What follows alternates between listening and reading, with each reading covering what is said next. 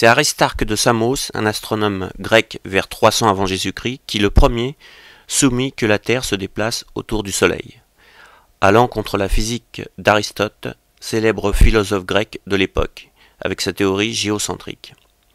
Aristarque est aussi le premier à sous-entendre que la Terre tourne sur elle-même. Théorie réfutée par ses opposants. En effet, si la Terre tourne, les objets non fixés sur Terre s'envoleraient. Sans commentaire.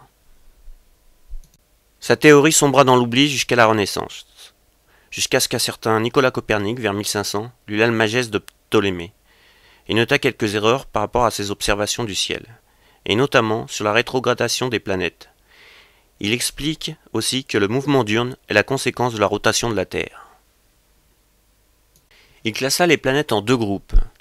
Inférieurs, ceux placés entre le Soleil et la Terre. Sur l'image, les deux orbites marron, Mercure et Vénus. Et les planètes supérieures. À partir de Mars, en rouge sur le dessin, et toutes les autres planètes extérieures à l'orbite de la Terre représentée en bleu.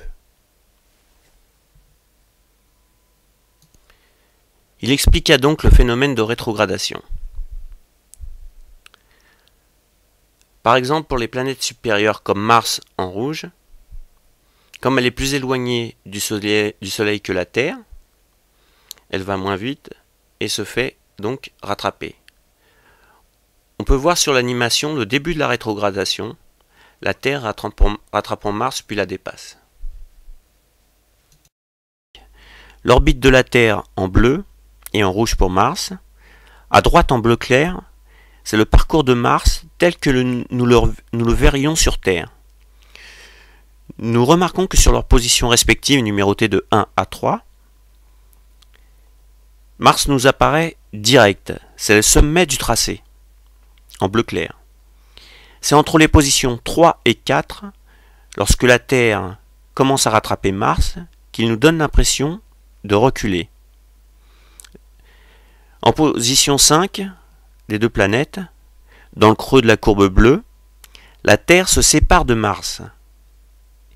Il redevient donc direct dans le ciel apparent. La rétrogradation commence donc vers le trigone de Mars au Soleil, en se dirigeant vers l'opposition.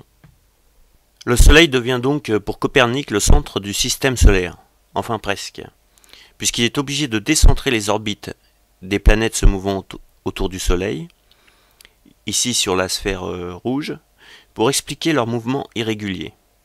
Cependant, comme dans la réalité ce n'est pas des sphères mais des ellipses, Copernic est obligé de créer, comme Ptolémée, des épicycles, en bleu, se mouvant sur une autre sphère, dont le Soleil est le centre. Il explique avec ceci pourquoi certaines planètes restent plus longtemps dans un endroit du ciel. Sa théorie héliocentrique très complexe sera publiée l'année de sa mort, ayant toujours eu peur des foudres de l'Église. Elle sera reprise par un certain Kepler.